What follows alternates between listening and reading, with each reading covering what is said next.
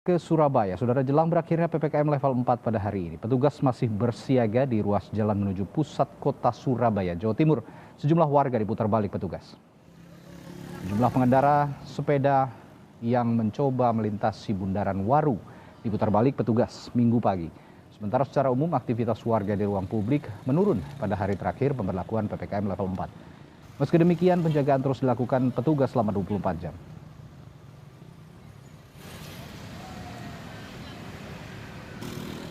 Ada jurnalis Kompas TV Via Irmar yang akan melaporkan lebih lengkap dari Surabaya, Jawa Timur. Via PPKM level 4 ini berakhir hari ini. Perpanjang atau tidaknya PPKM level 4 ini masih menunggu keputusan atau evaluasi pemerintah pusat. Tapi seperti apa penjagaan petugas hari ini? Apakah ada pelonggaran di sana, Via? Baik, Radi dan juga saudara, dari pagi hingga siang hari ini, proses penjagaan di Bundaran Waru yang jadi akses masuk kota Surabaya masih dilakukan secara ketat oleh petugas gabungan yang terdiri dari TNI, polisi, dan juga petugas dari Dishub Kota Surabaya. Aturannya masih sama tadi dan juga saudara, di mana yang hanya diperbolehkan masuk adalah kendaraan pengangkut jenazah, ambulans, dan juga anggota TNI, polisi, dan juga tenaga kesehatan yang diperbolehkan masuk kota Surabaya melalui Bundaran Waru.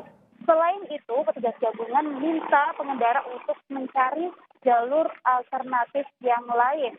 Dan memang tadi saya melihat ada beberapa kali, belasan kali, bahkan dari tadi pagi hingga siang hari ini, pesepeda yang mencoba memaksa masuk kota Surabaya melalui Bundaran Waru. Namun dari petugas, terutama petugas kepolisian, tetap tidak mengizinkan, walaupun mereka menggunakan sepeda.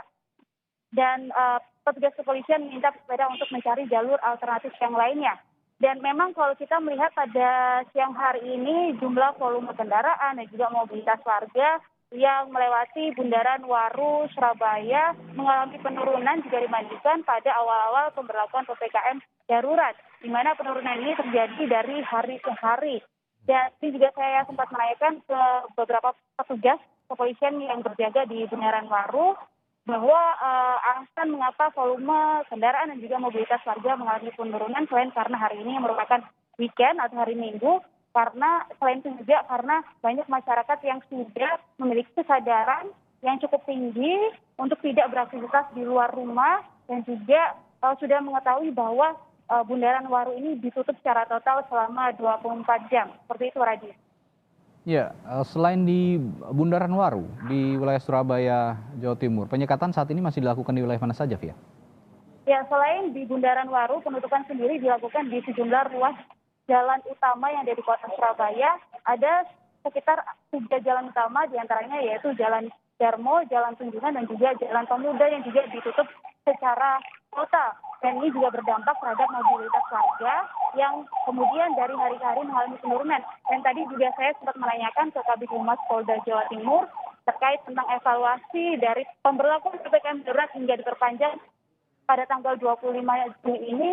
Dari hasil evaluasi tersebut bahwa mobilitas warga sudah mengalami penurunan, kemudian juga jumlah warga yang mematuhi protokol kesehatan juga cukup tinggi. Dan saya juga mencoba untuk menanyakan ada berapa persentase mobilitas warga yang mengalami penurunan. Dari Polda Jawa Timur masih belum memberikan data yang pasti ada berapa persentase penurunan yang terjadi selama penutupan dan juga penyekatan di sejumlah ruas jalan utama yang ada di kota Surabaya. Namun yang bisa dipastikan adalah kesadaran masyarakat masih cukup tinggi. Dan untuk penutupan ini sendiri, Radi, baik itu di Bundaran Waru dan juga di sejumlah ruas jalan utama yang ada di kota Surabaya, pihak kepolisian masih menunggu keputusan dari pemerintah pusat untuk bisa menentukan langkah-langkah selanjutnya yang bisa dilakukan, apakah akan membuka atau seperti apa. Seperti itu, Adi. Baik, terima kasih Via Irmar, laporan Anda langsung dari Surabaya, Jawa Timur. Kita kembali ke wilayah DKI.